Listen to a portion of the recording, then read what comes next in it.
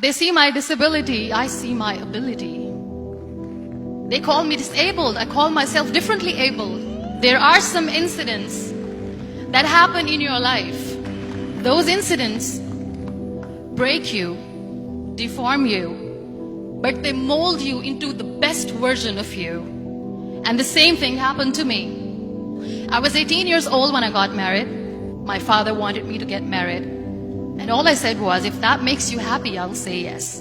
And of course, it was never a happy marriage. Just about after 2 years of getting married, I met a car accident. Somehow my husband fell asleep and the car fell in the ditch.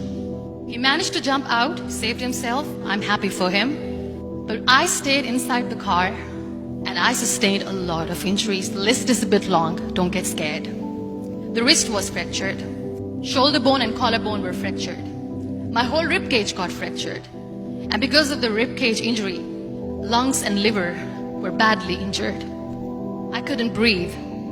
I lost urinary bowel control. That's why I have to wear the bag wherever I go. 3 vertebrae of my backbone were completely crushed. And I got paralyzed for the rest of my life.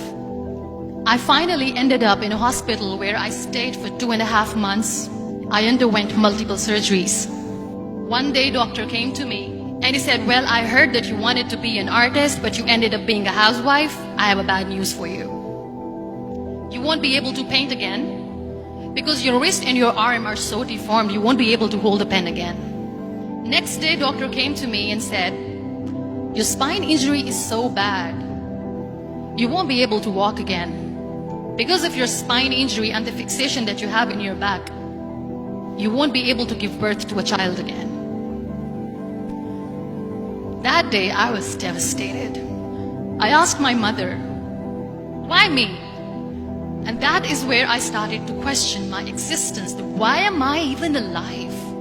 And that is where I realized that the words have the power to heal the soul. My mother said to me, this too shall pass. God has a greater plan for you. I don't know what it is, but He surely has. And in all that distress and grief, somehow or the other, those words were so magical that they kept me going. One day I asked my brothers, I know I have a deformed hand, but I'm tired of looking at these white walls in the hospital and wearing these white scrubs. I'm getting tired of this. I want to add more colors to my life. I want to do something. Bring me some colors, bring me some small canvas. I want to paint.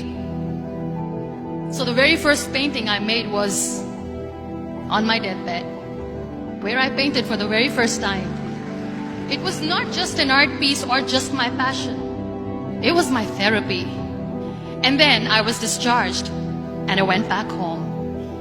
And I went back home and I realized that I have developed a lot of pressure ulcers on my back and on my hip bone. I was unable to sit. There were a lot of infections in my body, a lot of allergies. So doctors wanted me to lie down on the bed straight for not 6 months, for not 1 year, for 2 years. I was bedridden, confined in that one room, looking outside the window, listening to the birds chirping, and thinking maybe there will be a time when we'll be going out with the family and enjoying the nature. That was the time where I realized how lucky people are. That is the time where I realized that the day I'm going to sit, I'm going to share this pain with everyone to make them realize how blessed they are, and they don't even consider them lucky. That day I decided that I'm going to fight my fears. We all have fears. Fear of unknown, fear of losing people, fear of losing health, money. We want to excel in career, we want to become famous, we want to get money. We are scared all the time. So I wrote down one by one all those fears. And I decided that I'm going to overcome these fears one at a time. You know what was my biggest fear? Divorce. I was trying to cling on to this person who didn't want me anymore, but I said no. I have to make it work. But the day I decided that this is nothing but my fear, I liberated myself by setting him free. And I made myself emotionally so strong that the day I got the news that he's getting married, I sent him a text that I'm so happy for you and I wish you all the best. And he knows that I pray for him today. Number 2 was, I won't be able to be a mother again. And that was quite devastating for me. But then I realized there are so many children in the world, all they want is acceptance. So there is no point of crying, just go and adopt one. And that's what I did. People think that they will not be accepted by other people because we, in the world of perfect people, are imperfects. So I decided that instead of starting an NGO for disability awareness, which I know will not help anyone, I started to appear more in public. I started to paint. I decided that I'm going to join the national TV of Pakistan as an anchor person. And I've been doing a lot of shows for the last 3 years. I became the National Goodwill Ambassador for UN Women Pakistan. And now I speak for the rights of women, children. We talk about inclusion, diversity, gender equality, which is a must. Every time I go in public, I always smile. It's always a big toothy smile on my face. And people ask me, don't you get tired of smiling all the time? What's the secret?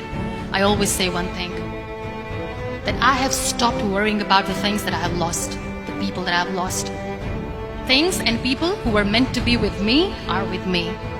And sometimes, somebody's absence makes you a better person. Cherish their absence. It's always a blessing in disguise. Live your life fully.